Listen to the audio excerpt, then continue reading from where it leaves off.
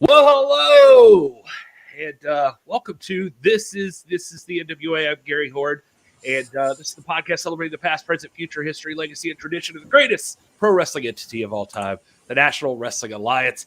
Still maintaining that, even after tonight. I see you in the chat. Calm down. We'll get there. And a lot of people not happy with Taryn Terrell after this evening. I can tell you that, but that's kind of her charm, I think.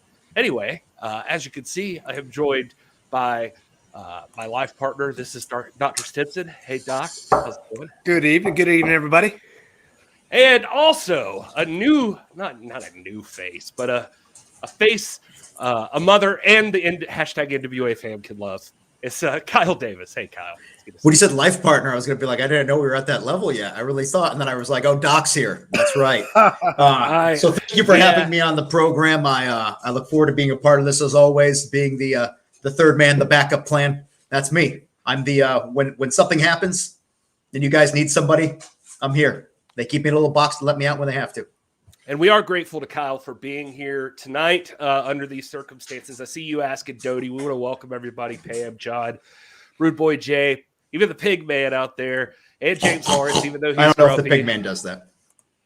These are special circumstances. If I can take it down for 1 second, just to say that we want to send out well wishes, and if you guys could as well, to our friend and colleague Wil Martin. His father passed away this afternoon, and so he is unable to join us. So he is with family right now, and Wil is on our mind, and we love you, Wil, and definitely one of the hashtag NWA fan, but I'm sure we can all appreciate that.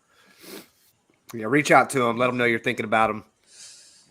Yeah. So thankfully, Kyle was available, and he has joined us to take Wil's place here tonight, and we've got a big episode for you. Got Tyrus coming on a little bit later, supposedly, if he could, get himself away from his other TV champion duties, actually being on TV and that sort of thing. He is a big deal. And yeah, you shouldn't make size jokes about people. I don't think Tyrus is at all offended by the idea of he's a big deal. Large. He's not only a tall man, he's not only a large man, but he also is a man with a lot of media presence that I am super jealous of. So yes. I'm just talking smack because I don't get to be him. Well, he had a big also a big part to play this evening on the show. Seemingly getting an apology out of Scion, or who. Appears. There's a part of me that questions. I mean, when you have a man in a mask, who's to say who's behind that mask? I'm not saying shenanigans, but I'm saying shenanigans. Well, I've studied the movements of Scion, and I'm going to tell you that right there, I was shocked to hear that, but that definitely was Scion. The voice was unmistakable, and I'm glad to see that he's sort of coming around to his senses. Always trust the guy in the Corrigan conspiracy shirt to be watching YouTube videos, studying the movements of people. That does sound like a conspiracy guy right there. Oh, I know the way he moves. I can tell. That's definitely him. Right. What percentage would you say you are sure that was Scion? Yes, please share with the group the percentage here. I would say anywhere from 116 to 132%. So what you're saying is if it turns out that wasn't Scion, then you absolutely have no idea what you're talking about, 116%. You can't prove it wasn't Scion. Yeah, why are we chasing that rabbit trail? You know what? I'm going to go to the Cayman Jacks now. He's going straight to it. We had a pregame ahead of that, so he's going straight to that. I feel like the reason that Bush sponsors us is because anybody having to deal with Dr. Stinson obviously needs to start drinking. There you go. I mean that as a compliment. Hey, that means that you're driving sales of something. There you go. That's we're always going to be grateful for Bush beer sponsoring us. It says negative 130% for him though. Just throwing that out there. I got to give a shout out to Kyle. I do have to give you props there for their lighting setup there. That's very thank you. So setting. I like that. Most people don't know this, but whenever I have to appear on this program as a substitute for one of the very talented men, the bearded trio that runs the ship. Last time, Doc, you weren't here, so I made sure that I had the hoodie on. I made sure I had the bandana. I didn't have the cool facial hair, though, because obviously I'm not capable of growing it. I wish my follicle challenge wasn't there, but it is what it is. But with Wil, life hitting what it did today, I decided I was going to adopt Wil's lighting setup. That's what we got going on there. Except he didn't have this. The rental house I'm in has this weird like Afghan tarp thing here, but I like it. It's good. It pops with the lighting. It does. That was just a you thing. Yeah, yeah. And Will's a cultured guy. He's always got some. He's always some soccer banner in the background or something like that. So he's not that soccer is an indicator of refinement, but I guess if you asked the national treasure Nick Aldis, it would be. I mean, hey, it's called football where he comes from, I believe. That's right. That's a good point.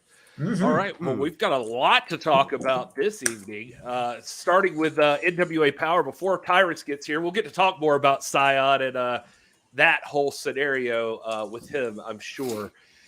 Let's dive in and talk a little bit about NWA Powerrr. This was the season finale of NWA Powerrr, as a matter of fact, the last episode of the year. And so what better way to send off NWA Powerrr this season than with, well, Doc, I mean, as your T-shirt would point out, Conspiracy Corgan joining the show on commentary with Joe Galley and Velvet Sky. Yeah. If anybody in the world had any pretensions about the objectivity of either President William Patrick Corgan, Velvet Sky, or Gerrymander Joe Galley, you need to go ahead and get rid of that idea. All they did was spout out opinion and innuendo, and quite frankly, I'm glad this is the season finale. Let me just hold a mirror up so you could hear what opinion and innuendo means, but that's okay. But yeah, season finale, and what better way to end it with Billy Corgan on there, the boss, the man himself, WPC. I mean, I don't want to be a shill, but I mean, let's face it, he's partly why we're here, and I think he did a great job. But also, you're right, at times it did seem like he was really making sure he was running the show a little bit more than usually he is. He seems to be a little fed up with Tom Latimer, which is interesting, especially considering the relationship he had with Nick, the competitive relationship they had prior. And now it seems to have transferred over to Tom. Maybe it was just a strictly business thing all along. Exactly, Gary. My point exactly. Well, I will say this. The match that was scheduled for the start of the show was supposed to be Pope versus Chris Adonis, the national champion. And they were going to go one-on-one. I was looking forward to this match. This is going to be a big deal. These are two of the top contenders, technically two number one contenders, you can almost say, because Pope does have that title shot waiting in the wings for him. And Chris Adonis holding the national title guarantees him a shot as well. But Pope talks about the phone call he got on the last episode we saw him on. And it turns out he said it was from somebody who needed to handle some business, some strictly business. And all of a sudden, out comes Nick Aldis, who has substituted into this match and takes on Chris Adonis. And while I missed the Chris Adonis Pope face-off, Nick Aldis versus Chris Adonis was a lot of fun, too. That was a heck of a matchup. You did have Tom Latimer jumping out there and interfering from time to time. I'm sure Doc will have an excuse for that. But in the end, the Kingsland Cloverleaf calls a tap out for Chris Adonis, and Nick Aldis gets the win. And so that's one member of Strictly Business that he's managed to get revenge on. You know, it was a non-title match. And I hate agreeing with Doc, but I feel like he's going to go here too. You know, I feel like Chris is such a top tier athlete that it being a non-title match, he just was like, you know what? I'm going to put the brakes on a little bit. I'm going to step back. I'm not saying Nick's not an amazing athlete, but also I think Chris is a smart enough man to realize that whatever's going on with Nick and Tom, he should probably not get too super involved in it, because the last thing you want to do is get a rub from a man who is just right now on the National Treasure's target. And I think also, Chris Adonis came into this match. You allude to Tom Latimer's interference there, Gary, but what you failed to mention is that this match shouldn't have taken place in the first place. Chris Adonis deserves the respect of coming out and knowing his opponent, right?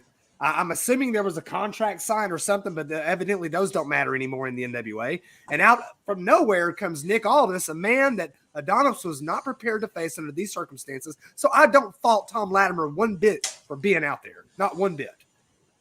Interesting. Well, Tom, it looks like you earned a spot on the show, though, because an unscheduled match after we come back from the break, William Patrick Corgan on the mic there at the podium with you, Kyle, and he tells Tom to come back out and orders that he actually gives him a 5 count to get back in the ring. And, it was a little awkward to be right next to him during that. It's nothing like having a person that's your boss technically reprimanding another person you work with and saying, I'm going to treat you like my 5-year-old child or whatever his child. I don't remember age. I'm really bad with that, but I'm going to treat you like my son and count to 5. I mean, what's going on with him and Billy really does seem like it's gotten incredibly personal. And I have to question if there's more behind the scenes that I don't know about. Right. What other situation have you guys been in professionally? I know I'm a high school administrator. I've not been. When I was in the military, I wasn't in a position where I was ridiculing and mocking people like William Patrick Corgan did tonight. Mate, treating him like a child, doing the 5 count. Come on now. Even you guys have to admit that's a little bit unbecoming.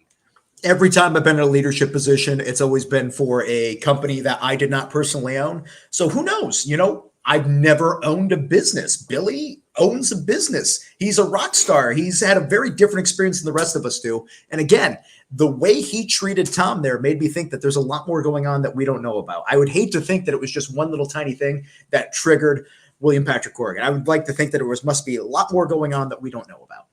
I'm glad that President Corgan doesn't watch this show. He's busy doing other things, because the next time he hears someone call him a rock star, I'm sure his head's just going to continue to explode. A rock star, that's kind of pushing it, right? The man is an icon. You know how many random people I meet that are like, you know him? Now, Menudo is an icon. New Kids on the Block, those are icons. Smashing Pumpkins, never heard of them. So you got really excited for the award show that was on the other night with New Kids on the Block on there with like 98 Degrees or whatever the heck it was. New Edition. Now that is rock and roll. How could a man that looks like you have the beliefs and the opinions that you do at times? I would have at least gone with Guns N' Roses or something. Like I don't know. Like you seem like some kind of biker. I love Guns N' Roses. I've got Guns N' Roses. Don't know what you got till it's gone. Great band. Great Well, band. So anyway, Tom Latimer gets in the ring, and Billy Corgan says he's had somebody to come out there to kick his ass. He doesn't even know who. And the man who drew the shortest straw in this case happened to be Jaden Roller. You were talking about that relationship, Kyle. As much as Corgan gives, Tom Latimer seems to give right back. This is very antagonistic. Tom just toying with Jaden. Gets a little over his head every once in a while. Jaden mounts a comeback, but just never enough to get the best of Tom. And Tom Latimer easily, with a finger on the chest, defeats Jaden Roller 1, 2, 3. I got to give Jaden his props, though. By any means necessary, we saw him go against Tim Storm. He seems very, very confident. As somebody who is very level-headed, I feel personally for myself, I've never really had that absurd confidence to just go and do anything. Jaden seems like he's willing to take on all comers at any point. The fact that Billy said, hey, we need an opponent out here right now, and Jaden went, yeah, I could totally take on Tom Latimer while he's enraged, while the boss is making him angry. This seems like it's completely in my wheelhouse. So Jaden, props to him. He might not really have the most realistic expectations of his abilities, but man, is that boy confident. Yeah, I really, really like this guy. I like the intensity that he's bringing. I like sort of the change in mentality. We saw him there a couple of times with the pigtails and this and that. And, you know, when we were in Oak Grove, Kentucky, he completely cast that away and now seems to be much more focused. And I think an indication of that is his willingness to do exactly what you just said, Kyle. And that is, even under the circumstances, a very heated and manipulated Tom Latimer saying, yes, I'm the guy that can take him down. I'm not saying this the best judgment. I just like the initiative. Yeah, it's interesting to see where this is going to go from here. We know that on December the 4th at Hard Times 2, Tom Latimer is going to have to take on Nick Aldis. Both men looking dominant this evening, and so that's going to be a good match. We happened to, Doc, managed to run up on Tom Latimer in the back while we were at the chase and waited on him and had him give us a few words at his time, which is scary since last time he told me to piss off. So we'll see. All right, we're standing backstage right now waiting on Tom Latimer, who just left the ring, and I wanted to see if we could catch his thought. Tom, if you don't mind, can we just ask you? Man, I gotta get out of here. I gotta leave. Yeah, you throwing this mic in my face.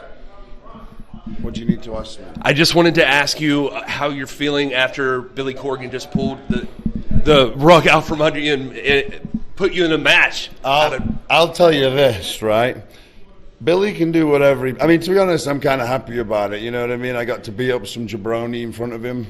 Billy gets to, at least he knows the kind of talent he's paying for, right? You know what I mean? He puts me in a match like that, I destroy someone. What, he's got bones to pick with me over that? He's got bones to pick with me for beating someone up, for doing my job? I don't get it. Another, again, Billy conspiracy. But I'm over the moon, because guess what? I just kicked that guy's ass, and guess who's got to pay for it? Oh, Mr. Corgan does. You get paid the more you win. And I'm a winner, baby. See ya. Well, so Tom still, I mean, you know, despite everything, still seems to be in is that a good mood? It's hard to tell. I think that's a good Tom Latimer mood. I was distracted, to be honest with you, because I'm just going to put this out there. Good looking guy, really upsets me every time I'm around him. I'm just like, damn, Tom, like it's not right. It's not fair. Why do I look like this and I'm short, and that guy looks like that? Doesn't make me happy. He is a very large man when you stand up next to him. And yeah, I think what did Corgan say today on commentary? Like even Corgan gave him that, like with the pinfall, the 1, 2, 3. And Corgan said he's devious like a pirate or something like that. And that's a good description, I think. Tom Latimer, the pirate. That's a idea those are good descriptions, and he is a good looking guy. He's a good looking athlete. Kind of terrible looking guy. I mean, you wouldn't be the face of the NWA there at the podium if you didn't have some aesthetic quality about you. But this isn't about you. Here's what I want to point out: Tom, President Corgan can sit there for 20 minutes and just oogle over how great Tom Latimer is. How he went into a company he previously worked for and said he's the best talent on the roster.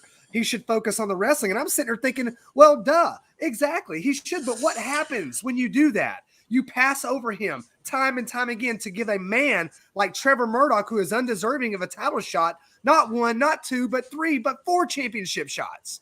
And you pass over this. There it is. And then Tom Latimer, he doesn't get the free watches. He doesn't get the free meals. He doesn't get the free cars. He doesn't get all that free stuff that Corgan likes to sprinkle all over Nick Aldis now, apparently, and has been doing before. Who knows how deep this conspiracy has been going behind our backs? But I'm telling you right now, it strikes me as a little bit hypocritical for Corgan to sit there and tell me how great Tom Latimer is and how he should just focus on wrestling when that's exactly all the man's trying to do. That's all he's been trying to do for months and months and months, and everybody steps on him, and he's continuously passed over.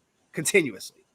That could be tough love, though. What if he is trying to make Tom the best Tom he could be by pushing him to succeed here? He already mentioned it. He was the number 1 pick in another company. He brought him in. When Nick said, I want Tom to be here, Billy said, yes, I would love for that to happen. What if your Corgan conspiracy is actually something completely different, and he is literally trying to make Tom the best Tom he could be? Well, direct quote from tonight. I'm so sick and tired of Tom Latimer. So how does that square with that assessment there? So hold on. Let me get this straight. When he is doing something that you disagree with, he is a individual who is a Corgan conspiracy. But when he says something that you feel is, just goes along with what you think of him, it's accurate? It's not a conspiracy theory, Kyle. When we see the manipulation going on, when we sit there and see the president of this company tell you, hey, you've got 5 seconds to get in this room or get in this ring. If you don't do so now, you're fired, mate. Get in there like a child. We don't know what would happen if he didn't, though. I saw Tom go along with that. I'm not putting anything on there, but what if we're all wrong? What if there's something else going on here? What if we're all wrong? If we're all wrong here, then that means that you're wrong, Kyle, and that means therefore there is a conspiracy. I'm fine with being wrong. I'm not right. Tell my wife. She tells me all the time I'm wrong.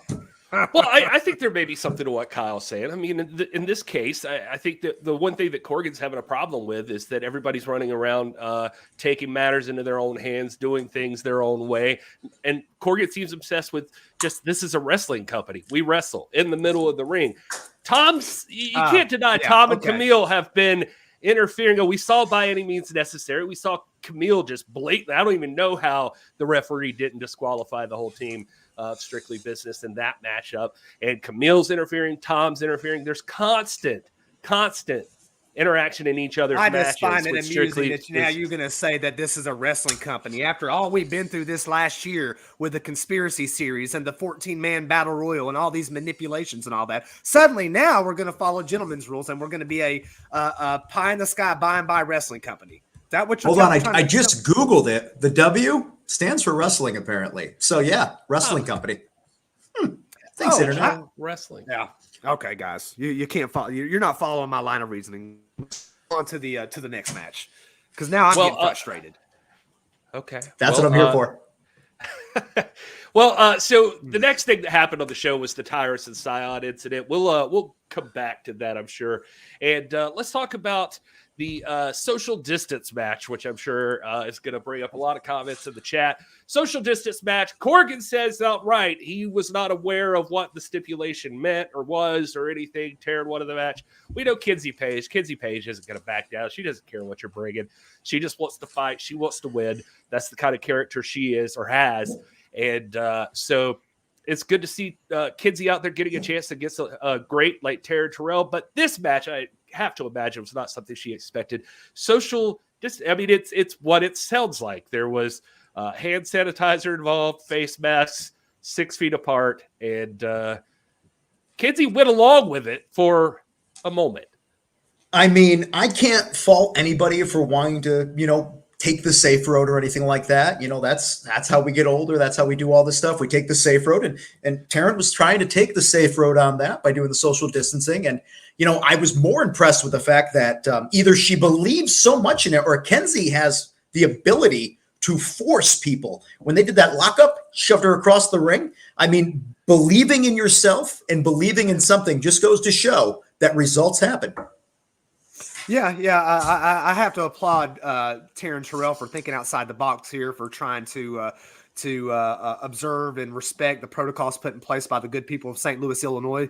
And I think again she's a woman who plays by the rules. And when Kenzie Paige gets her in a collar and elbow fair and square, Taryn plays by those rules. So I'm gonna roll with that. Kenzie was happy to go along with it when she realized that whatever she did to Taryn still worked. Like Taryn was taking the hits. So the one thing that threw me off, though, it was a social distance match, but TT decided that she was going to get right in my personal space at the podium. I'm just saying. So apparently, me, not a threat. Yeah, I would say this only lasted so long, and then finally Kenzie had enough and took it to Terrell. So much so that Terrell, the result here was just rolled out of the ring and wanted to yell a lot and got the count out. So at least Kenzie does come out on top here. Terrell had no interest in an actual physical confrontation with Kenzie Paige. And COVID or no. Yeah, to your credit, James Lawrence, I see you in the chat. To your credit, promise me, Kenzie Paige sees the world exactly as you do in this situation. Yeah, I don't think Kenzie was I think she played along for a moment, but had every intention of going in there and winning this thing the right way. Roided caps. TT is garage. Garage. He's message retracted. I think he's deciding that maybe that was the wrong word to use. Yep, probably so. Oh, let's talk about Colby and JTG still teaming up somehow, some way. These two guys, and they're going in the ring against the Rude Dudes, Jamie Stanley and Sam Adonis, El Rudo. The Rude Dudes. Well, I gotta say, I mean, I'm a big fan of Adonis, but Rudo's great. Stanley, we've been seeing him all over social media. He's finally going to get his way. If you watch the recap every week, Jamie Stanley gives his little ideas of what NWA Powerrr was. And one of the things he always brings up is not enough Jamie Stanley. I saw a lot of Jamie Stanley tonight. All I could think of during that match was how many Jamie Stanleys is he going to give this episode? Literally about to say, this has got to be at least like 100 Jamies. Screen full of them. School of them. Also, the guy hates me. Just putting that out there. The one thing he won't like, though, I will say, is that despite their differences, JTG and Colby still make a pretty good team. And when they decide to get on the same page, and when Colby's not getting a little frustrated with JTG getting too much of the glory, finally Colby came around and helped out and gave JTG the ring to get the Brooklyn's Edge on Jamie Stanley and get the 1-2-3. So at least we saw Jamie. He was there, but unfortunately goes down at the hands of JTG. Any thoughts on that, Doc, over there? Again, I'm with you. Very peculiar relationship there between JTG and Colby Corino. I'm very, very high on Colby Corino. I am on JTG as well, but I like guys with attitude and a little bit of killer instinct, and I think he's got it. They somehow managed to get a win over a tag team that I have been very impressed with. I know that our good buddy Wil Martin's very high on the Rude Dudes and their potential. I'm a fan of Jamie Stanley. I think this is a guy with exceptional taste, and we spent some time with El Rudo when we were in St. Louis, and I like him as well. So, this is they're gonna look at this as a little bit of a setback, but they're relatively new. They just kind of met up at 73, and they've got a lot of ground to forge and a lot of cohesion to build. But I think at the end of the day, they're going to be there. They certainly seem like a real team, so that's good, and that's a big deal, especially with the teams coming up. In the big December 4th match, the End versus La Rebellion. Either team, whichever team comes out on top there, if you want to be the tag team champs in the NWA, you have to have a cohesive team. It has to be the real deal. That's right. Somebody that would agree with your shirt will probably ask you to bring one to Atlanta, Doc, is Jack Dane, I would have to say. And he's hanging out at the podium there with you, Kyle. I have to imagine. First off, let's make sure that shirt doesn't have sleeves, though, because Jax can't wear sleeves. He's allergic to them. Him and Sal Renaro, both allergic to sleeves. Yeah, this is just my.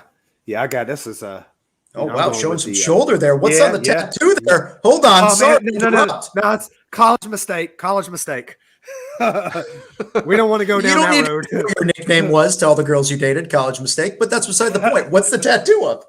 Nah, man, not here. Sorry, Jax Dane. It will offend all of my compatriots that will be tuning in from Fox News to see Tyrus when they come on here in a minute. Don't you mean your comrades, Doc? Anyway. I have no idea what it is. It's definitely like Calvin peeing on like a Jeep logo or something like that, which would be on a pickup truck. It's letting too much of my personality out here. Hold on, let me take a step back. All right. Well, I'm going to move on with Jack Dane. And Jackson, I felt like you were ready to announce that he was the former national champion, the former U.S. champion, the former world's heavyweight champion, but he cut you off and he went ahead and did it anyway. So I'm not going to lie. I completely forget to do it every time I talk to him. And I just hope he's not going to notice that I haven't given him all the accolades, but he likes doing it himself. I'm just giving him the opportunity to really express who he is as a human being. Missing sleeves. Yeah. Well, the weird thing here was that Jax is not in a good mood anyway, because he's found out that because of his actions in the cage match again, and I mean, I'm gonna struggle with this one a little bit with Doc, because cage has no rules, but for whatever reason, well, actually, I think Corgan said it was due to him not showing up for a match, and I was trying to think of where that was, but in any case, Jack Dane, if he loses in this matchup, he loses his title shot, apparently. Mm-hmm. And so he's up against, he's paired with Jeremiah Plunkett up against Crimson and the world's heavyweight champion, Trevor Murdoch. So the deck is stacked for sure. And I guess Jax, just to round this out, Jax tries to get around this ruling and he disappears in the back. Crimson goes off and chases him. That leaves Plunkett and Trevor. We got to stop. We got to stop right there, Gary. We can't. Hold on now. But before we get into that, I have to take you to task a little bit, Kyle, because look, I respect your work. I always have. I see Velvet Sky and Gerrymander Joe Galley. They're spouting opinion, but you've never really done that until tonight. And I know you may disagree with Jack Dane's assessment of the nature of how deep this conspiracy runs. I happen to agree with him, but I'm not doing commentary, at least not tonight. But you're out there at the table, and your job is to ask questions. But there you are, inserting your own perspective and opinion, and basically taking issue with Jack Dane's assessment. Is that really your place to do that? I mean, sometimes I get tired. and I accidentally start asking questions that I shouldn't have. There's other times where I am subjugated to having to sing happy birthday in the ring under threat of very tall, handsome people. I mean, every now and then, every day, at any time, it's a different thing. You never know what the job's going to bring. You never know what's going to be asked of you. You never know what's going to happen. And sometimes a thought pops into your head and you say it. And sometimes it's the right thought.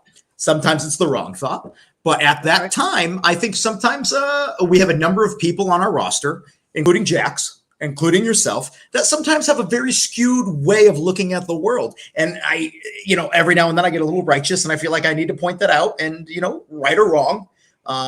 So my apologies for being opinionated at times.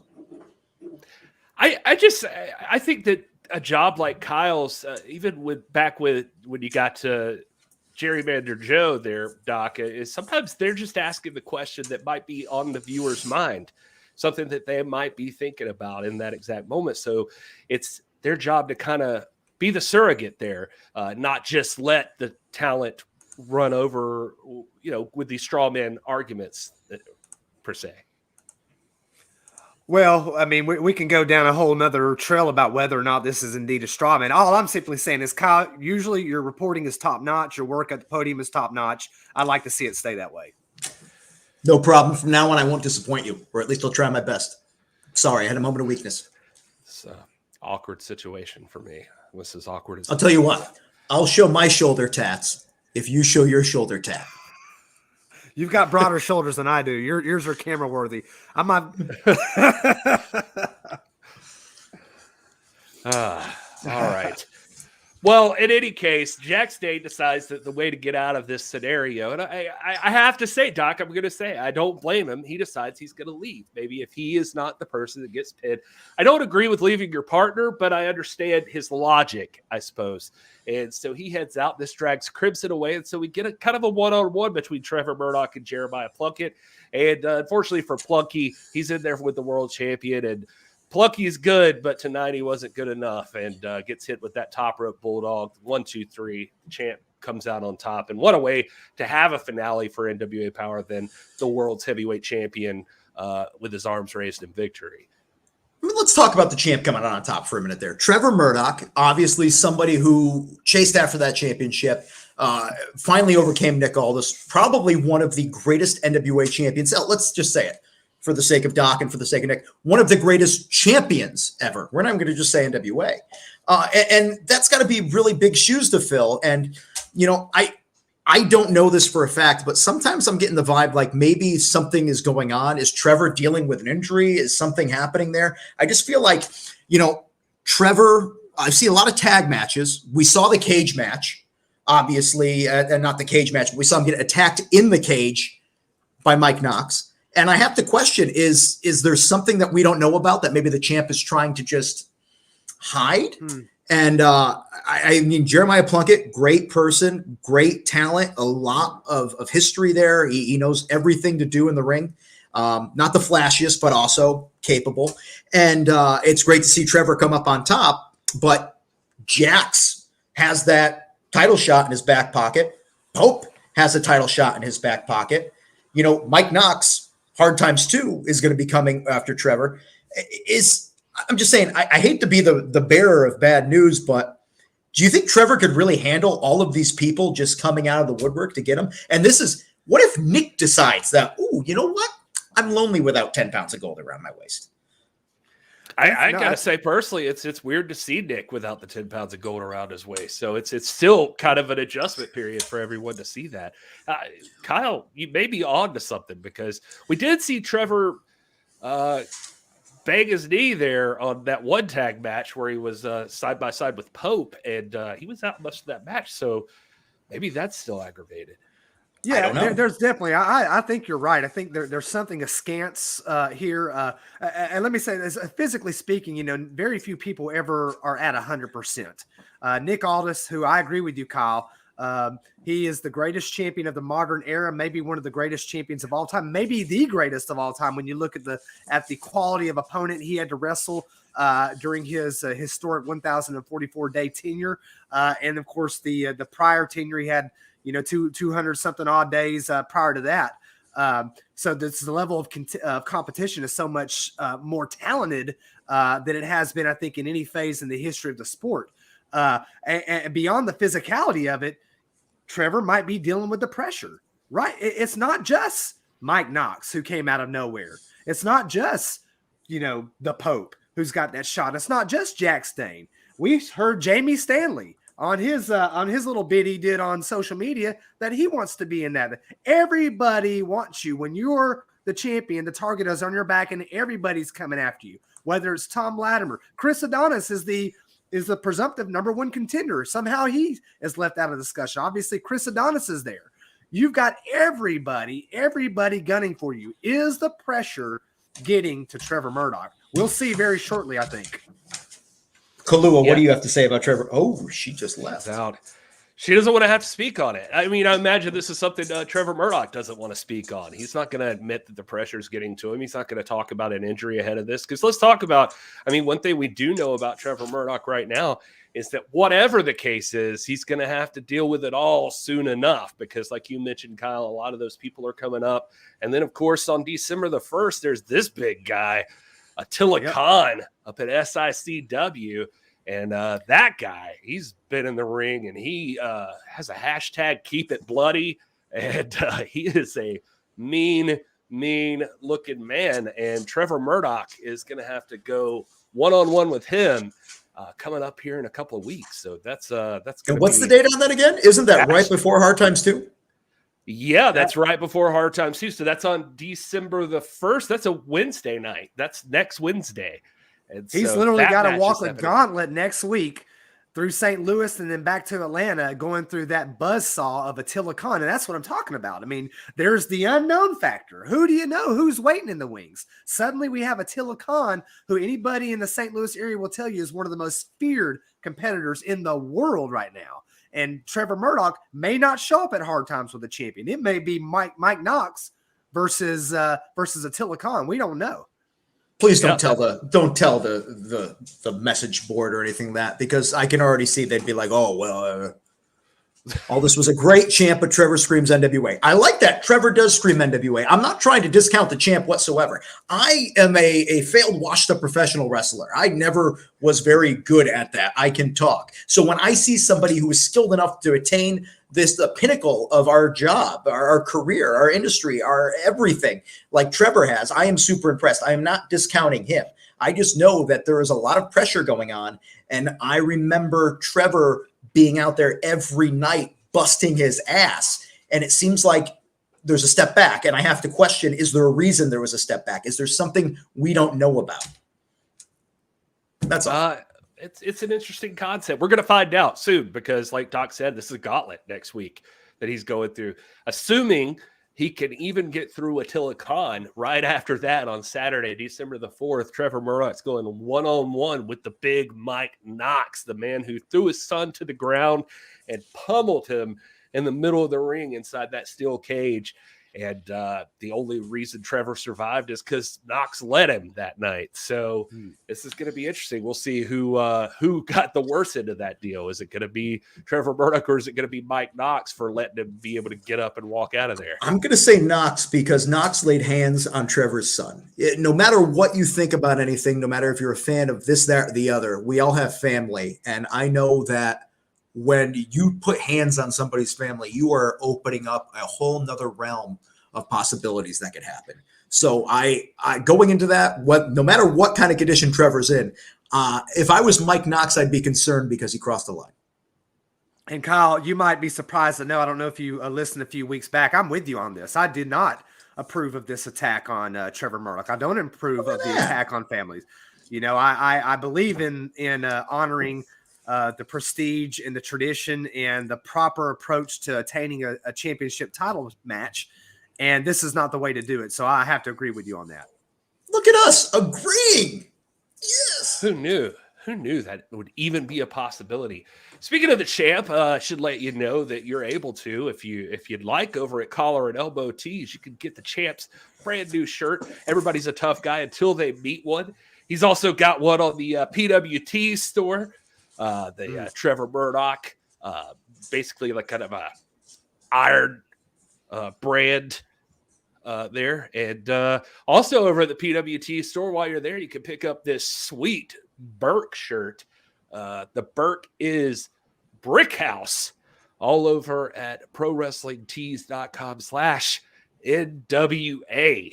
And those are going to be worth it. I hear they're going to be having a heck of a Black Friday sale coming up. So be on the lookout, because it might be time to get some of those sweet NWA merch options. And I should say that if you look at the NWA social media right now and you happen to have some NWA merch on your person, you can tag the NWA in a photo of you wearing that merch, and you have the opportunity to win an NWA prize pack. So do that too.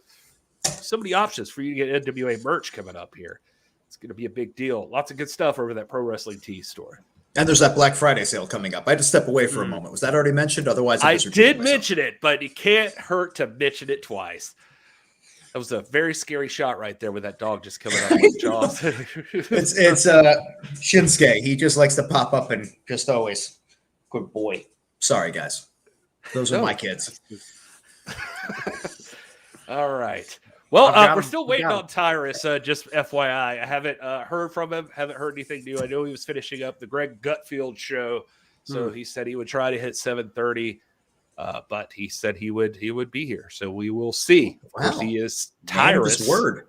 Yeah, I was gonna say he is Tyrus.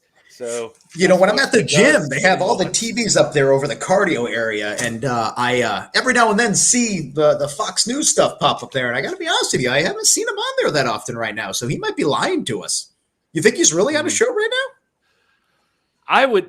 If he is lying, I would not be the person that would question it. So that's all I could say for sure. I would. I'll wait for him to show up before I ask the questions. Good idea to do it from afar. Yeah.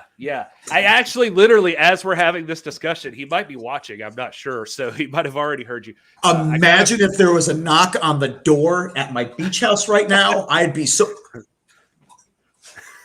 I could see him in the window, Kyle.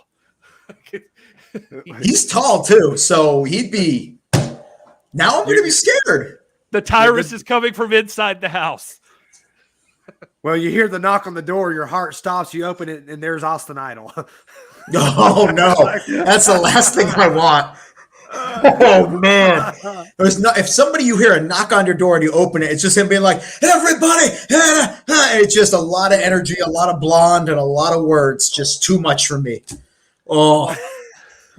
Legitimately, the message I got from Tyrus is he is here. He is trying. They had some technical difficulties, so he is working on it now, and I get this is a high level production that we put on here for the post show, and I understand Fox News, an up and coming network, so they probably don't have some of the same equipment that we do, and so it's tougher to manage. We've been at it longer. We've been at it since 1948, so and before. So they're just we existed before cable news existed. Yeah, so right. Give the Young Bucks a break there. Not the Young Bucks. Did I have to say that? I didn't mean that. Oh, what are you doing here? You just sent James Lawrence into a seizure in the middle of the chat. It's gonna have a super kick party. Great. Now what's happening now? Watch your back, Kyle. The Manster is coming. Roided Caps does not like me, but that's okay. I can deal with that. Oh my Lord. I don't do roids, but I take a pre-workout, so I guess we could be friends. I could be pre-workout Kyle. Roided Caps, pre-workout Kyle. We could be gym buddies. You've literally had Tyrus's hand on the top of your head. How many times? I can't even count, and that's the thing I always forget. Gary, we've had this conversation before. You look at me on social media, and you're like, Kyle, he's a big, strong boy. Not to steal Mim's thing, but I look like I'm capable. And then you put me next to somebody like Nick Aldis or Tyrus, and all of a sudden reality just kicks in, and I go, man, I am a tiny, tiny man that would be easily injured by everyone on our roster. So I should probably not be saying the things I say, but hey, nobody's going to remember that I made some smart-ass remark a week from now. I hope. We'll see. I was going to say, yeah, I see your pictures. I think that's what I said last time, is that I see your pictures and you look like you work out, you're doing your thing, but yeah, you get in the ring with somebody like Tyrus standing next to you, or huge hands. I have tiny little hands. This is a Coke Zero can. Look at that. That's a mini that's me can. holding it. That's a mini can too, isn't it? I have very small hands. They're proportionate to my body before anybody starts having a conversation about anything like that. But Tyrus, if he was here, his would be like this piece of paper, just totally like you don't even see the can anymore. He's a big boy. Well, it's funny you say that for it. Because Tyrus is here, and there he is, the manster, the towering titan of terror. We don't have Austin here tonight, so I'm trying to do my job. Sometimes you let your elders speak. They say weird stuff. I'm not sure what Manster's about, but you know what? I love the guy. So his wisdom is great. But yeah, if anything, it'd be a Monstar. But it's all good. But I apologize. I'm running late, Kyle. I heard everything you said. I will deal with you in December. I was filming back-to-back episodes for my number one hit show. We had some technical difficulties, but I am sorry for being late. But this is life of the world television champion, man. You gotta make your stuff. So thank you guys for being patient with me. And again, Kyle, I heard everything. It is on when I see you making fun of my hands like paper. You know what, guys? There's been a lot of lies said about me in this last week. Even our beloved president, William Corgan, he referred to me as 6'7". I'm 6'8". I get it. I get it. All the attention is supposed to be on cousin Murdoch and the 10 pounds of gold, but the most watched champion on the planet is yours truly. So I get the conspiracy, and I suspect Kyle's probably at the forefront of it. So, but again, let's do this. Excited to be here. Finally, it only took damn near a year of actually getting on this show. So I'm assuming you guys are just backlogged with talent. So that's why I've been undercut so many times. But I'm excited to be here tonight. Well, I usually am not here, and I can tell you that I'm very thankful to be on the same program as one of the people that is on all of the top-rated cable news programs in the United States. You're the television champion. You are Mr. Television. And I do have to ask one question, though, and that is involving Scion. Right. We've seen a lot of your defenses tend to be along the lines of people that you are friendly with. Oh, here we go. Here we go. Right there, Kyle, because let me answer that. Get that, because one of the biggest problems in the sport of wrestling today is that when guys form factions or groups, it's hard for fans. Why would you not want to be champion? That'd be like me and you working together in a job, and there's only one promotion, and me saying, "Hey, Kyle, we're friends. You take the promotion." What kind of real competitor would be okay not trying to be champion? Look what happened with our former heavyweight champion and his group. What are they doing right now? Because at one point, he asked my dear friend, Chris Masters, to give up his title for the betterment of the team. That's not friendship. That's not competition. Do you think Dwayne Wade wouldn't compete against LeBron James for a championship? So why the hell wouldn't Jeezy and Clearwater try to do everything they can to steal a title from me? If they didn't, I wouldn't respect them. So those defenses completely on the level. We won't have implosions. We won't have the Lex Luger Four Horsemen situation, because in our group, if Lex said, "Hey, champ, I want a shot," you got it. Let's find out who the dog is in our group. And I have proven that. So when I say, listen, I'm calling the shots until one of them can knock me off. That's real teamwork. That's why N1. That's why we work together. We don't BS each other. I'm not trying to keep Clearwater down and not give him opportunities because he's with me. If more people were as honest and real as I am with my peers, we wouldn't have half the problems we have in the sport of wrestling today with guys turning on each other. I've been through it. When I helped Matt Hardy or EC3, they never tasted gold till I was on their team. And when I asked them for a title shot, what do? They hamstring me. They try to get me kicked out of the business. So I would never do that. You want this title, I don't care who you are, what promotion you are. Kyle, since you've been working out and doing all your little push-ups and all your little stuff, you want a shot, Kyle? You got it. Come get it. And afterwards, when you get cleaned up and you heal up, I'll take you out to breakfast and we'll talk about it. I am very well aware I am not anywhere capable of being in a ring with you, sir. You are much more talented than that, and that's why you're a champion. And I'm not just kissing ass because I'm afraid of you, and that now I know you heard me before, No, and now I'm trying to make up for it. Kyle, you're not afraid of me. You're not afraid of me, Kyle. I respect you. You stand there, you do your job. You're one of the best in the business. I literally put my hand on your head. I mess with you, and you're mentally tough. So you're not some little millie mouth little coward. You do your job. You interview some of the greatest athletes in the world. So it takes moxie to stand up there. So, and you got one over on us in the last time, or at the end of the night. I said Clearwater and Jeezy to mess with you. You defended yourself and you slid out and you lived to fight another day. So we're not going to play that. You're not this little innocent guy who can't defend himself. So let's not go there. All right, now that we're not playing each other on that anymore like that, let's be real honest here. One of the main perks of being the NWA television champion is you defend that 7 times, you get a shot at the world title. You make the joke, Murdoch cousin, Trevor Murdoch's your cousin. I don't know if that's legit or not, but the truth of the matter is are you really proud of being TV champion, or do you look at it as just as a stepping stool to becoming the NWA World's Heavyweight Champion? Kyle, that is a great question, and I'm glad you asked that question because you know what? The people who have touched my life the most in the sport of wrestling has been former television champions.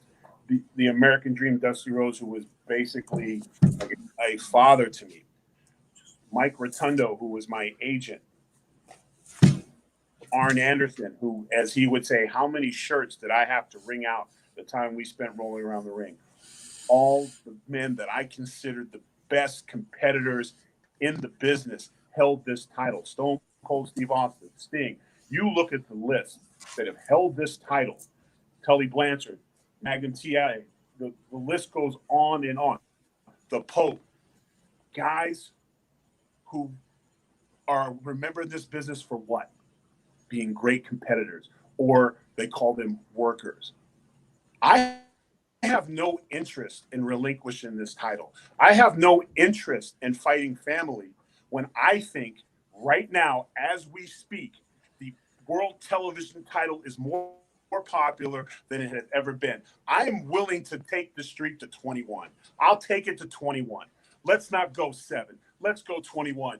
Trevor Murdoch, you can rest assured and take care of your business with Mike Knox. You ain't got to worry about, Tyrus coming forward till the time. I would go title for title. I would put the television title up against the NWA World Heavyweight Championship and winner take all. I would do that, but it will be over my cold, unconscious hands before anyone takes this off of me. You understand? This is history. This is stuff where people are talking again every time, whether you like the sport of wrestling or you like or hate Tyrus, you see that title on the #1 show in the country. I'm talking Colbert, Kimmel. They're looking up. Stats don't lie. I posted this title went away for a while. Pope with tremendously defending champion. He gave me a rematch. He take me way out. I'll tell you right now, 6 minutes. Can't nobody take me down 6 minutes. It ain't happening. So that's another reason why the stipulation in this match. There will be no excuses. And we'll get to Scion in a second. I think it's important we lay this out because, Kyle, that was a great question. So I'm not interested in Lucky 7. I'm interested in establishing this as the championship as long as it's around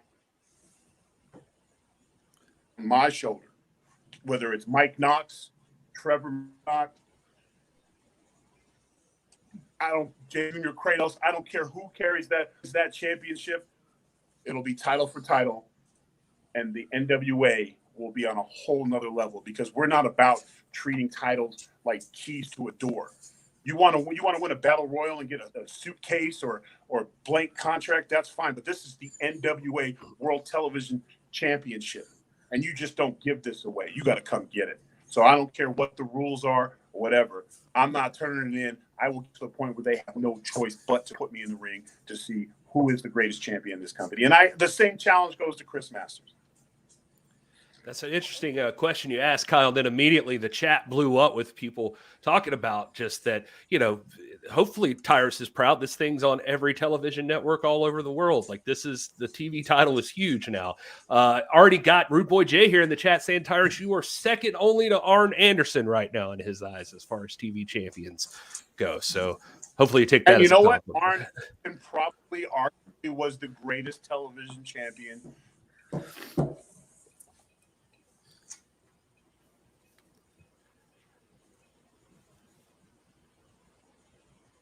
Do we lose him? To date, but just champion fences. Uh-oh. Oh, we having some technical difficulties there. It's all right. Well, I'm just happy that I made my peace with him towards the end there. But I did have a couple more questions. We've got the Hard Times 2 match coming up there. No time limit, no disqualification. The Pope as the special guest referee. I mean, there's a lot of factors in there that we don't usually see in television title matches. And I was going to get to the basis of that and see how he was feeling. But he was touching base on that, and then satellite feed down. Must be inclement weather. Yeah, or just Scion. He's been known to bust in on these post shows himself, and he's got the keys to the StreamYard kingdom here. We actually do have a video from Scion as well, so I wanted to play that for Tyrus. I was saving it. He sent in a couple of videos, so I was going to definitely use those for Tyrus to be able to see, so we could get his thoughts as well. So hopefully Tyrus will be back here in a bit.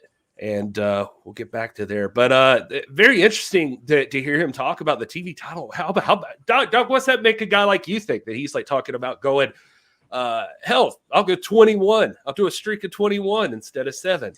That's confidence right there. I don't know if that's the best call, that. But yeah, I like that. I like that approach though, because I think the Lucky 7 rule is a neat innovation, but it is an innovation. It's only been around since the reemergence of the championship in the Lightning One era. So I appreciate that wanting to take this. I'm really surprised at how easy he let you off there, Kyle, because you had a series of you had a question there that either impugned his motives or impugned the talent of his competition, and he let you off. So you had to breathe the sigh of relief there. I really think that comes down to the type of human being he is. And as much as it's easy to kind of give him grief about a lot of things in life, there's one thing that I could tell you off the top of every interaction I've had with him, and you just saw it right there, is he doesn't back down. And he actually, strangely enough, tries to see where the other person's coming from. So I feel like he realized I wasn't trying to attack. I was just trying to kind of start a dialogue. He's a very intimidating guy, and he's abrasive. Like, he knows what he carries as far as the intimidation factor. But then once you do start to talk to him, there's a thoughtfulness to Tyrus that a lot of people don't get an opportunity to see very often. It'd be good to have him on more often and hear him speak, because usually when he's speaking, you see him in more. It humanizes combative. Him. Yeah, I was going to say, usually in his situations, he's in more combative environments, whether it be on his news program that he's on or on NWA Powerrr. Generally, the things he's having to talk about, he's having to come across very strongly opinionated, I guess would be the way to put it. So it's cool to see him open up a little bit about the importance of the TV title and just falling in lines with those great TV champions, and how much it seems like it means as much as having the world championship does right now. And his goal would be to lift it up to that stature. Him speaking about being television champion, I'm sorry to interject here. I talk a lot, but I really, now more than ever, going to the match with Scion, I kind of was like, is the card stacked against Tyrus? But the more I hear him talk, when you respect something and you really hold something in such prestige, there's a part of me that thinks he's not going to be willing to part with that championship, no matter what the situation is. So, here I was thinking maybe Scion really was going to walk out as the new television champion, but I second guesses now. Yeah, I mean, the bottom line is this: Tyrus is exactly what you guys have said. This is an intellect here. This is a man who you refer to as combative situations. This is a man who is very deliberate and intentional about things. So I'd be curious to know about his perception about this mystery man showing up. Now we know by the name of Scion whether he has merited a shot in this particular match. Whether he has or not, Tyrus is not going to back down from it. He's not backing down from anybody. And I think him saying that I want to defend this championship 21 times or whatever, 28 times, to me, I think it's a positive indication of the nature of fighting champion this is. And that's exactly what the TV championship was always supposed to epitomize: a fighting champion, a worker. And by the way, we talk about, the world championship as being the pinnacle. Let's not forget that even though it does not say it on the medallion, this is traditionally known as the World Television Championship. And I believe when he actually asks all the time, it's also, in his eyes, a heavyweight championship as well. Indeed. Yeah, I'm sure for a guy like Tyrus, the TV title means just as much, and he looks at it as though he is just as on top there. Let's try to bring him in here and let's see if he can hear us. Is he back? I'm back. I've been back. I've been listening. Sorry, we were talking very well of you this time. Yeah. Well, here's the thing, man. A couple things I think are important, and you all make some good points. Listen, you cannot be a dumb man in the sport of wrestling. We see it all the time. You can have all the tools, but here's the deal. I've always been smart because I had to be, and I've educated myself as much as time I've spent in the gym throwing weights around. I also was always reading books. You have to know what's going on, and I want to get into Scion a little bit because here's the thing. I have no intention of losing this title. I take this title very seriously. One of the things that I did so I could focus on my opponent is when Austin Idol is a great man, and he is a great motivator, and I relish his wisdom. When he decided to bring in Clearwater and Jeezy, I didn't know those guys from Adam.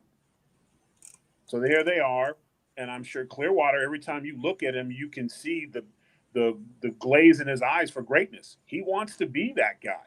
So why wait till one of them sticks a knife in my back and I have a meeting and I say, which one of you wants it first? Be a man about it. Stare me in the face. Now, once we get in there, I don't care if you want to cheat, throw a point, whatever. It can be whatever you want it to be. You want a technical match or whatever, you want to see who's the dirtiest player, I have no issue because I've been in real fights. I don't have to make it up. My resume speaks for itself. Scion is dangerous because if this is very personal for him. I know of the look from somebody that I've either wronged or done something to or beat up or whatever the case may be. But Scion has the advantage because I don't know who he is.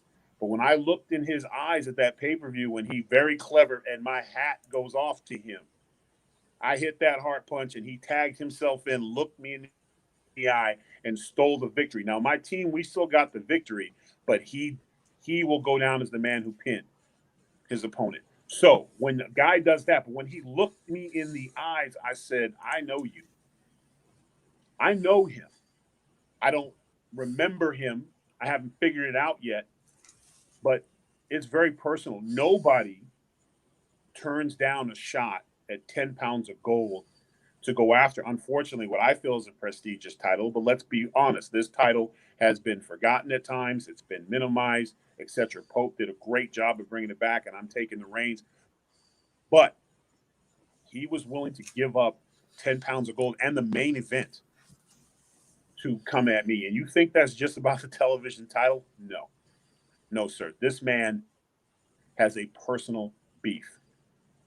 So one of the things, when the time is right, whether it's the heart punch or it's a power bomb or whatever I decide to do, or the tongue and death grip, however I put this man down, I will guarantee Scion this. I will not demask him for the whole world to see, but I will look under that hood and see who this man is in front of me. I will give him the respect of letting him keep his identity. This is where me and Austin are different. Austin wants to humiliate him because he wronged Austin. Let's not forget, Austin brought him in. Austin made him part of the team.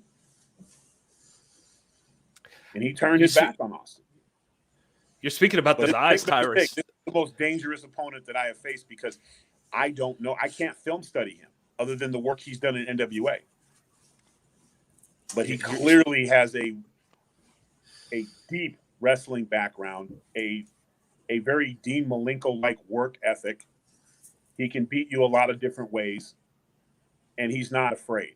He is filled with anger and hate. And as everyone who's ever watched Star Wars knows, that can be used against you from the guy who's cool, calm, and collective, because I know my business is about one thing, keeping this title, and I don't care who it is. My mother got in that ring and won that title. She getting laid out that night. Now, listen, at breakfast in the morning, I'm going to make sure she's okay and has everything she needs. But if you step in this ring and try to take this title from me, it's war, and I hate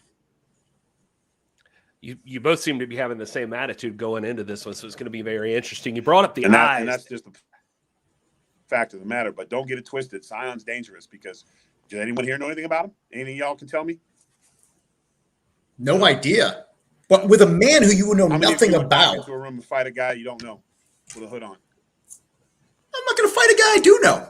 I'm not that guy. And there's no time limit, no disqualifications, which basically means no excuses. Do you feel that Pope is going to be a factor in the match, being the guest referee? Well, apparently I can't hear you guys. I'm assuming you guys still hear me? Give me a thumbs up because I'll make this short.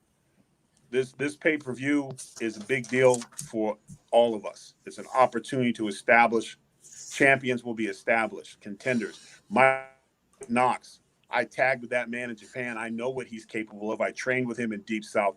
Mike Knox, when he is focused, is a dangerous man.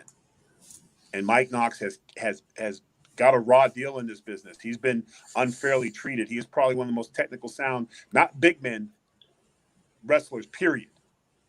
And this isn't just a title opportunity to him. This is a legacy opportunity for him. This is a chance for him. What are you going to do? You're going to give the heavyweight champion of the world a fresh contract, right? He's going to be doing all the promotionals for NWA. He's going to be in that top spot. It's going to change his life. So this pay-per-view is called Hard Times.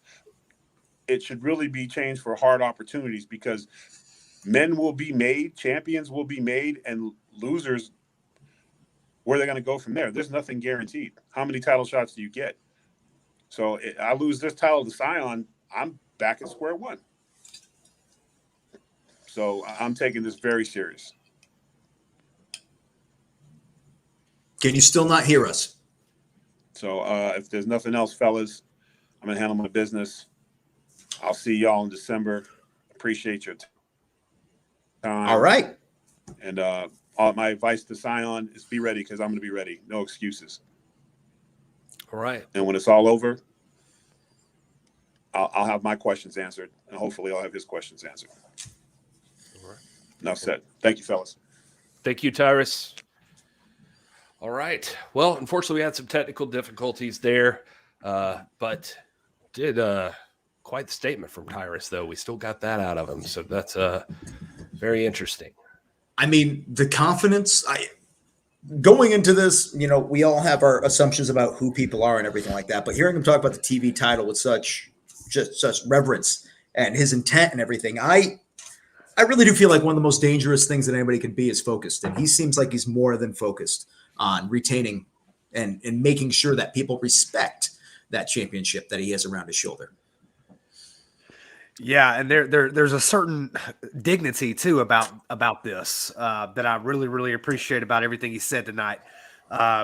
You know, he's obviously taking Sion very seriously. He's not trying to diminish him. He's even gone so far as to publicly not distance himself from the person of Austin Idol, but distance himself from the perspective of Austin Idol, and to lay out his perspective on this as his own man. And what more can you ask from a champion? Much respect there. All right. Well, Sion did send in, you know, we've been having videos from Sion getting sent in, so we'll just play this. I don't want to let him down if he expected to see this. I'm sure he meant this for Tyrus's eyes, but a brief video here, so I'm going to go ahead and play that really quickly before we head out. It's been said that when you go to war, you need to be ready to dig 2 graves. One for yourself, and one for the man you're going to war with. Is Tyrus ready to dig his own grave? Because I am. I'm ready to bleed for this. I'm ready to take everything that he has. Austin Idol and Tyrus I've seen the things you've said about me. You're not prepared for what's going to happen. You're not prepared for all the outcomes. I am. We are weeks away. And everyone here, whether you like me or you don't, will witness one of the greatest things that's ever happened in an NWA ring in this modern era. So you want to talk about serious guys? Scion is certainly never sending mixed signals about how serious he is about winning the TV title. I want to know who he is. A, it's a curiosity factor, but B, I've kind of always been intrigued at why somebody would hide their identity. I get it. Superheroes, comic books, I grew up on that stuff. But to be a man in reality and to feel like you need to hide who you are, there's got to be a reason for it. And that really makes him a wild card, unlike anybody Tyrus has ever faced. I mean, is he running from something? Is he? Is it a mental game? Is that what it is? I mean, historically, people have used masks for all of those reasons, and maybe it's a combination of all those things. It could be the situation of, I mean, if Tyrus thinks he recognizes him, maybe, I mean, you know, he definitely talks about recognizing those eyes, at least in a certain way. But if it's somebody that Tyrus knows, maybe for a guy like Scion, there's a history he's trying to escape from, that he is just, I want the focus to be on me here and now and what I do in the ring. And that's the only thing that you need to worry about. I suppose it could be something like that. I mean, he mentioned that he looked into the eyes and he felt like there was a familiarity there. And I know it's a different spelling, but Scion is usually a descendant of greatness if it was spelled slightly differently. So is it possible that we're looking at a second generation superstar? And if so, is it somebody who might have a family lineage tied to the NWA television title? There's a lot of little aspects of this that we have no idea about, that I can only speculate. And that's what I do best, is I speculate. But I mean, this match could really change the entire kind of outlook of the National Wrestling Alliance. Because if there's no television championship on, you know, Tyrus's shoulder, is that going to be more of a drive for him to go after somebody else's gold?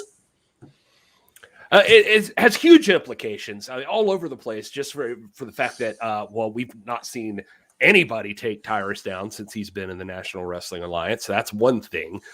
Scion has been devastating, and he looks vicious, and I love the idea that you just kind of hit on this, and Tyrus mentioned this earlier, that he gave up his opportunity at a main event. He gave up his opportunity at the 10 pounds of gold. He is coming for me in this TV title. There's something else going on. So there's a mystery wrapped around this whole thing, of course, and not just talking about the match, just the motivations as well. There's a lot going into this, and not to mention, then again, too, like James Lawrence mentioned in the chat here, in his household, the TV title is beloved almost just as much as the 10 pounds of gold. So this is, I mean, this is one of the more popular championships that the NWA has, a huge amount of history behind it.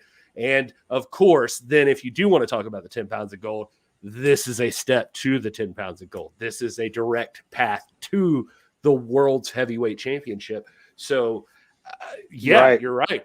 There's a lot going into this match. There could be something personal here. It could be, on the other hand, Scion playing the long game, or playing a more strategic game, and thinking, look, there's a lot of people in line for that 10 pounds of gold. I want to be on that line too. And the best way to guarantee my spot is to get this belt. This is the one that's directly in front of me. I'm going to cash it. Everybody's cashing their stuff in for the 10 pounds of gold. I'm going to cash my stuff in for this belt, and therefore secure my spot. So there's any number of factors. There's just a lot of unknowns. I mean, the mask creates a lot of scenarios. I mean, Kyle, you're bringing up stuff here that I haven't even imagined that there might be a relationship that are tied to them. We could go anywhere with this. I blame the Cuban mojito. It's really just making my mind go in other directions. Kyle's ready to jump on board the conspiracy Corgan train. He's just like, yeah, baby. I don't know. I mean, there we go. I hate to say this. The more you hang out with Dr. Stinson, the more you think maybe there's something to it. Oh man, I tell you who what. brought Silent into the NWA? Who brought him William into the NWA? Patrick Core. Oh, jeez, it's happening. Last time I was on this program, I realized, oh man, I'm becoming him, and it's happening again. Maybe I should just embrace it. I want to Tyrus that head real quick. Stick your head up here. By the way, all you bald men in the chat, do you guys get this discoloration here? That's upsetting to me. It's got some scientific name, but, wear sunscreen. Also, let's hope that your grandparents have a full head. Yeah. Well, we'll talk more about your bald head on the next episode of the post show. We want to thank Tyrus for joining us here. This is a big deal. And thank you guys for being in the chat. Certified Hustler, Jedi Warrior, Royded Caps, James Lawrence, John Gott, James H. Jackson Jr., Jim the Big Texan. So many of you. Front row, of course, always. Noni McPony is in the chat. Todd Tomerlin. Noni McPony. Noni McPony. We went through this before.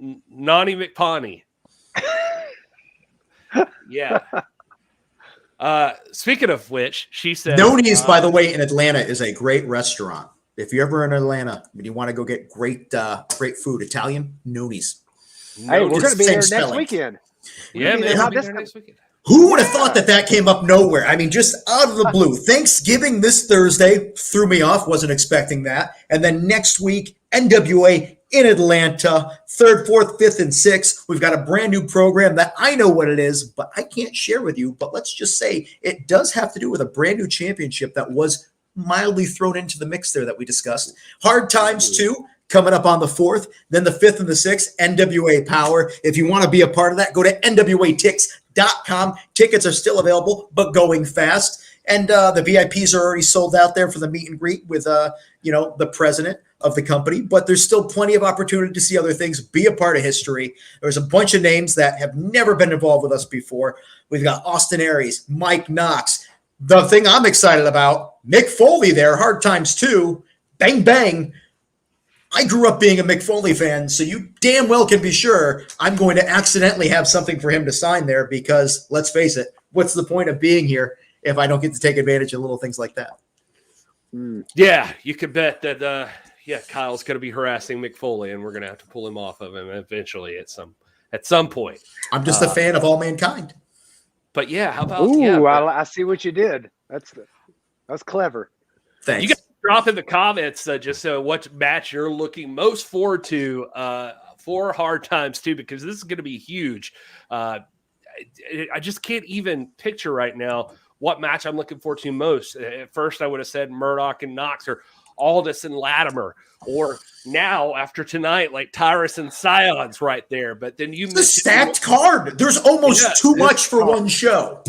Exactly. I mean, the ROH tag team titles are being defended on this show against the former NWA tag team champions. That's where I got my start. I started off in Ring of Honor. So this is really freaking weird to me. Rhett Titus is going to be going against Austin Aries at Hard Times 2. Rhett Titus is somebody I came up in the business with, and now I get to witness one of my friends go against his mentor. It's very weird to me. And who knows what's going to happen, folks. If you are watching this right now and you know how the wrestling business is, it is a shaky scenario all the time. People come, people go. But right now we're in a position where you never know who's going to show up to a National Wrestling Alliance show. And with us doing tapings after Hard Times 2 on the 5th and 6th, if you are not in Atlanta, Georgia, to be a part of those, to know what happens before other people know what happens, to say, I was there, you're missing out. NWATix.com. Sorry, I went to promo mode. No, it's okay. I mean, that's why you're the pro. I was just going to add to it and say, here's the thing. If you're coming from somewhere else or you've never been a part of the NWA Powerrr taping at GPB, let me say, as a fan who myself has sat at many shows since the start out there on those stands, there is no more intimate and special environment than being at GPB for an NWA Powerrr taping. It's you feel like you're a part of history. Legitimately, it's special. It's epic. Even in the back row, you're still right there with the ring, with the people. They see you, you see them. Everything you do matters. The crowd is very much a part of the show, just as much a part of the show as the talent. There's a synergy that happens at an NWA Powerrr taping in Atlanta, GA, that just you can't get anywhere else. And so I can't stress this enough. If you've got the opportunity to go to Atlanta, Georgia between the 3rd and the 6th, you should be there, because these matches are going to be huge. Hard Times 2 is going to be huge, but like Kyle said, the way the world works right now, you never know who's going to show up on NWA Powerrr. So those tapings are going to be special too. And you mentioned, you've kind of alluded, so I'll just throw out other puzzle pieces that people can put together. But that Austin Aries and Rhett Titus match is a qualifier for the junior heavyweight championship. And that's just, I mean, already history's involved there. So there's something else brewing in the NWA too. So we talked about this special. I mean, what would be a random show we haven't announced while also talking about qualifiers? I don't know. I don't want to speculate. Yeah, I mean, there's a huge gauntlet match that's happening that also relates to said title that might connect to something else. So, guys, this is big. Atlanta, GA is the place to be. Just waiting to get a text message about what are you doing? Yeah. What are you saying? Yeah, it'll be in an email. Let's be honest. yeah, you're right. You're right. Okay, right, no new emails. We're good. We're good. Let's get while the getting's good, fellas. He's not. We've learned, Kyle. He's not watching. He doesn't watch. Oh, I don't know what you could be talking about. All right, fellas. Well, did you have anything else you wanted to add for these folks in the chat? I want to say thanks to Polka Dot Pam, Jedi Warrior, all of you. Anybody I see there Bobby, I see you there. Thanks for Bobby mentioned Doug Williams. Let's not forget Doug Williams. That's First time true. in the U.S. in 8 years. 8 years. First time in the U.S. Doug Williams is coming to the NWA. It's, a lot of people I've seen his travel, so I can tell you he definitely is not coming from the U.S. And for him to be a part of this is pretty badass. I'm a friend of Nick Aldis. Who knows what's going to happen there? Could he possibly be coming in to assist Nick Aldis with his strictly business? Who knows? Or worse yet, Nick has a very bad track record about his friends sticking by his side. Could Doug Williams be here for a completely different reason that might not help Nick Aldis? Could I just be saying random things? We can only find out December. Damn, I lost it there.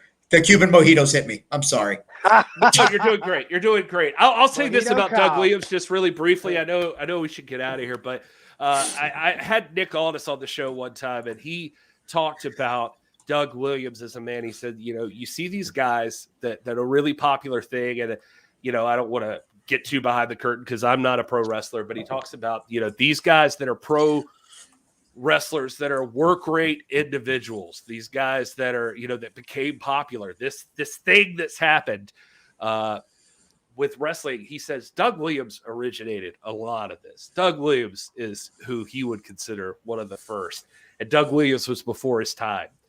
And so a lot of respect from the former champ Nick Aldis for a guy like Doug Williams. And so Doug Williams is going to have a chance in the ring with who a lot of people say might be one of the future, big time stars of the National Wrestling Alliance, Colby Corino. So this is going to be an interesting matchup to see these two, specially selected, by the way.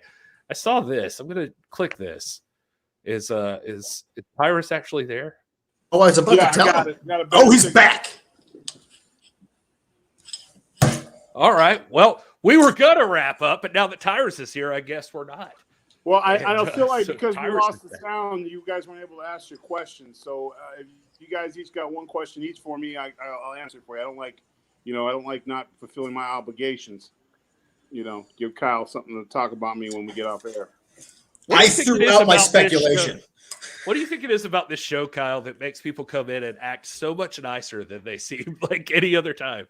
I feel that they know that this is not a threatening environment and that they want to be a part of that. And also it gives them a forum in order to speak out and voice who they really are. Tyrus, what I was going to say was I was incredibly impressed with the reverence that you have for the national television title, the NWA title. And I just want to say that if you were to lose that, I was debating whether or not you'd be more dangerous than being champion. without even thinking about this, I don't want to put this in your head. You know, But there's this. Listen, and let me answer your question because I feel like I have to. See, there's a common misnomer that when somebody loses, they become better or desperate and dangerous. But if you're already dangerous to begin with, you don't have to worry about it. It shouldn't take losing for you to turn on the switch. I win in my life because I don't wait till I get smacked in the mouth to lose. If somebody beat me, I reevaluate. I start over. I don't say, "Oh, now I'm really mad. I got you now." That's what guys do who come from pampered lives. They don't have the ability to say he was the better man that night, and I'm going to regroup and I'll be back. But I gave it 110%. Or in the case of Clearwater, I think we're up to like 425%. There's no excuses. If Scion beats me, he's going to beat the best version of Tyrus. And then I will have to take a long look in the mirror and have to rebuild. I can't. You beat somebody once, chances are you're going to beat them again. Very rarely in wrestling and boxing, usually the first time is the right time, and the normal guy, the guy who wins, typically continues to win. Very rarely do we see rematches that have very different outcomes in sports. So, I mean, I get it. On any given night, someone lightning can strike, and an outside interference or an act of God or whatever or crumb or whatever you believe in might change it. And I talked about, and this is another thing, I talked about Pope a little bit in the beginning as being one of the forefathers in bringing back the television title to prominence. But I'm surprised any of you have asked me if I'm concerned about Pope being the special guest referee. I asked that before and you couldn't hear me. Yeah, Okay. it did come up. It did come Okay. up. I'm not worried at all. I'm actually pleased because Pope has a lot to lose. And I'm saying this with a smile on my face and hope because that's what guys who are scary do. It's called a display. I like to call it peacocking. The guy who's loudest in the bar is the most afraid. The guy who's quietly sipping his whiskey sour waiting for when the bell's going to ring, that's the guy I would worry about. Pope has the opportunity of a lifetime. He has a title shot for 10 pounds of gold. If Pope, who is an extremely intelligent man, if Pope was to screw Tyrus and somehow cost me my title, what do you think a man like me would do to his title opportunity? I would literally let him have the most gala, exciting entrance you could ever have for his championship match. He would walk that aisle. Kyle would do the introductions in the ring, and the entire world and his mother would probably be at ringside, and his charity and getting ready for his epic fight. And let's just say, for example, that Mike Knox becomes the world and at the pay-per-view, and he's getting ready to wrestle Mike Knox. As soon as that bell rang, you would see me casually stroll out with a smirk, slide in the ring, and punch Mike Knox right in the mouth. Not hard, just enough for the ref to see. The bell's rung. Pope loses his title shot, and we're even. And Pope knows I'll do it. So he has no standing. It is in his best interest to call it down the line. And all he really has to do is look pretty in the corner. And when the time's right, when I hit that heart punch, I'll look to him. Will you please count 3? That's all he's got to do. So if I was Pope, I would be on my best behavior because I'm not above payback. Does that answer the question, Kyle? So I'm absolutely confident. This is the perfect match for me. Nowhere to hide, nowhere to go. I wish I had your confidence in life. I feel like I'd be a lot farther ahead. I love that he's thought it through. He has. And the fact that you're so calm about it is also kind of unnerving. When you believe in yourself, when you know what you're capable of and you don't BS yourself, There's no reason to get hype. I don't have to convince myself. Whenever I've been fired or released, I've always looked at it, whether it was football, wrestling, entertainment, bodyguarding, working at Arby's. I've always thought you're going to regret that. And how do you beat him? Do you go back and you talk bad about him on social media? No, you destroy him with success. And I am a walking embodiment of what to do when they won't open doors for you. You kick him in. Amazing. Tyrus, So I'm what do going I to have to do use. with- I want to use my opportunity for a question here, if you don't mind, to go to the chat. One person in the chat who's been talking a lot is a Todd Tomerlin. So I want to give you a shout out, Todd. He's talked about how grateful he is to see you back in the wrestling ring and in the NWA. He had a question earlier on, and he said that you kind of disappeared for a while. You were out of the ring for quite a while. How now you've gone in this situation you're in with the TV title. You faced the Pope. Now you're facing an arguably more dangerous version of an opponent with Sion. How hard has it been for you to get adjusted to being in the middle of the ring with these guys? Now, when I chose to take myself out of the ring, I was not like the landscape, and I had to work on other things. Sometimes you can step back, and I was focused on getting myself established in the TV world, and it's very difficult to do both at a high level. So I made a decision, and again, we had a pandemic and things happened, and I took time away from the ring to work on other things. My entire mind the entire time was not when or if,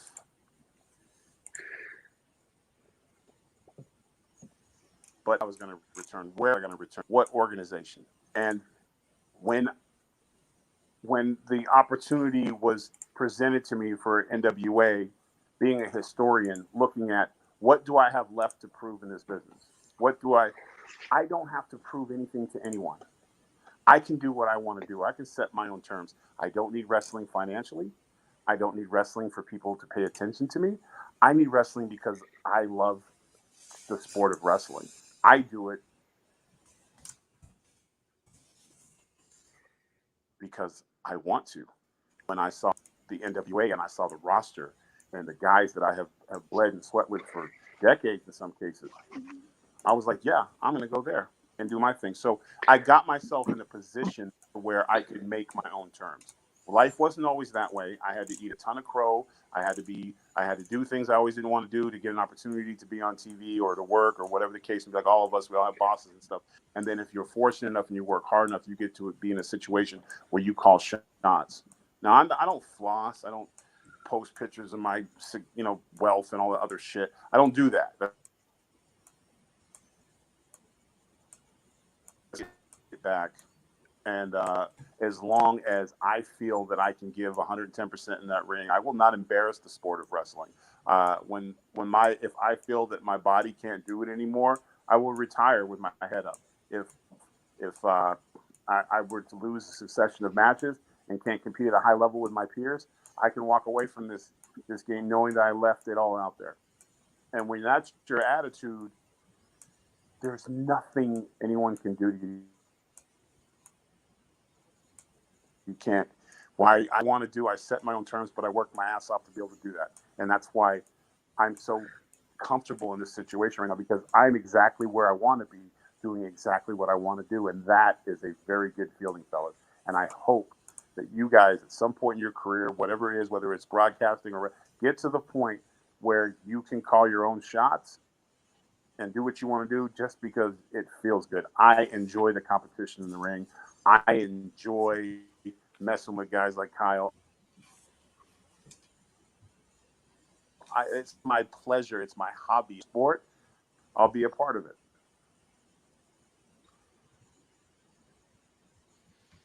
Doc, I guess we'll throw it to you there. Champ, when you came into the NWA, you predicted that you would at some point hold a prestigious championship, a world championship. There were naysayers out there, and you accomplished exactly what you said you were going to do. There's an old saying that the man makes the championship, not the other way around. With that being said, and with the amount of devastation that you have brought with you, and you being as intentional and as focused as you are, would you say right now that the television championship, the world television championship, is the most prestigious title in the world right now? Right now, it's hard to argue against 10 pounds of gold. The history there is undeniable. I will not diminish Trevor Murdoch's accomplishment. I will not diminish any title, but there is room for recognition. There is room for the world television title to have the argument. Who's the better guy? Who's the better man? Who's the better champion? I mean, heck, we can make the argument about the women's champion. Is she the greatest champion in this company right now? Is Chris Masters the greatest champion in this company right now? That is the beautiful thing about William Corgan running NWA the way he does. He lays it out for us. He doesn't try to dictate terms. He doesn't decide who gets what. He throws the bone in the pit and we all fight it out. And right now, I've got one of the biggest bones in the yard, and I'm saying, come get it. Oh, I love that. That gets me excited, man. There's so much to be excited for with Hard Times 2 on December 4th. Champ, I appreciate you taking a second to come back on. And what's going on with you? I don't know. Like, we can't see you, so we're. Can you guys still hear me? Yeah, I can hear you. Can anyone hear me? Yes.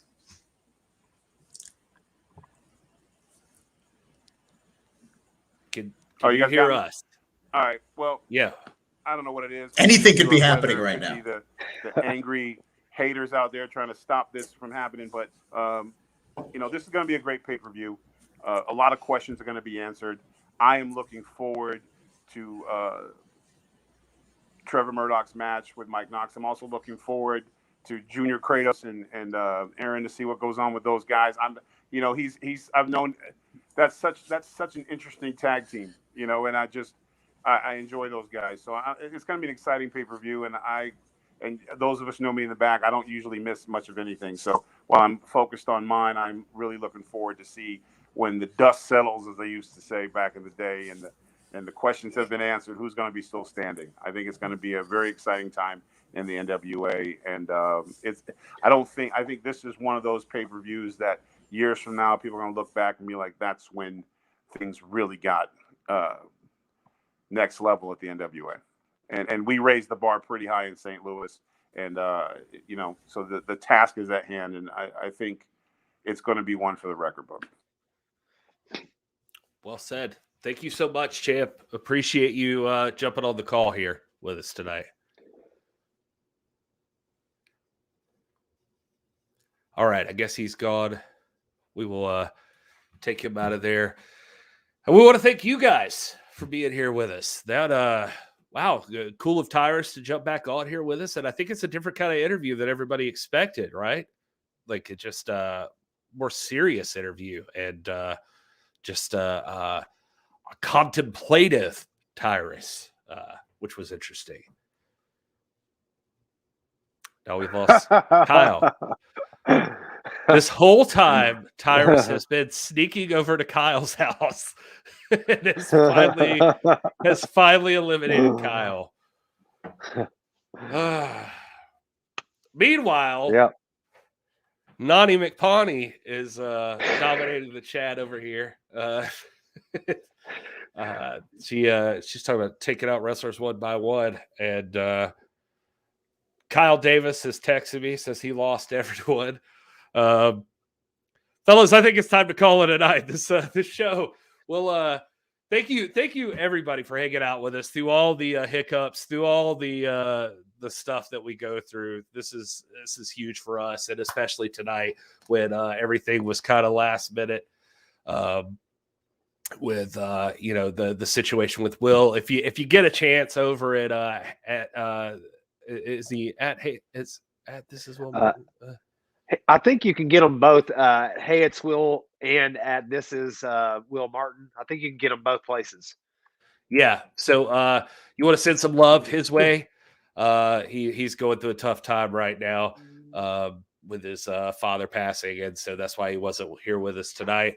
And so big thanks to Kyle Davis for showing up with us, and a big thanks to Tyrus for showing up with us. There's Kyle. Maybe he's actually back this time, but looks like a frozen picture. I'm done. Done. This is it. This show's over. It's falling apart. Thank you, Front Row, for handling stuff there. Thank you, Noni McPony. Thank you, Bobby, John, Roy DeCaps, James H. Jackson, James Lawrence, Jedi Warrior, all of you. You guys, join James Lawrence's 10 Pounds of Gold National Wrestling Alliance fan club group on Facebook. And, man, this is it. I think we got one more show in between now and the pay-per-view. And I'm here. The word on the street is it's a special little extra that I think a lot of classic fans will enjoy and our fans will enjoy. So stay tuned for that on next Tuesday night.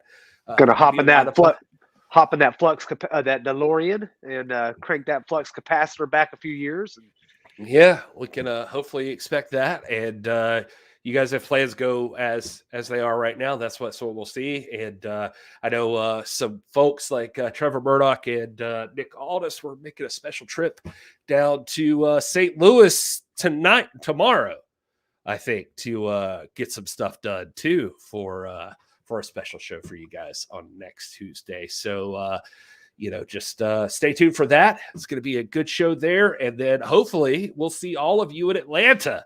We'll be here next Tuesday night either way, hopefully with Wil, depending on his situation. And we'd love to catch up with you guys one more time and then find out who's going to be in Atlanta so we can say hello to you in person. Hope to see all of you. We love you guys. Doc, you got anything you want to add? Nah, man, just as always, we appreciate y'all hanging out with us on a Tuesday night. We love you. And you guys have a great week. Happy Thanksgiving. Thanksgiving week. So yeah, Thanksgiving. You know what that means. You guys, you better enjoy your gravy cake.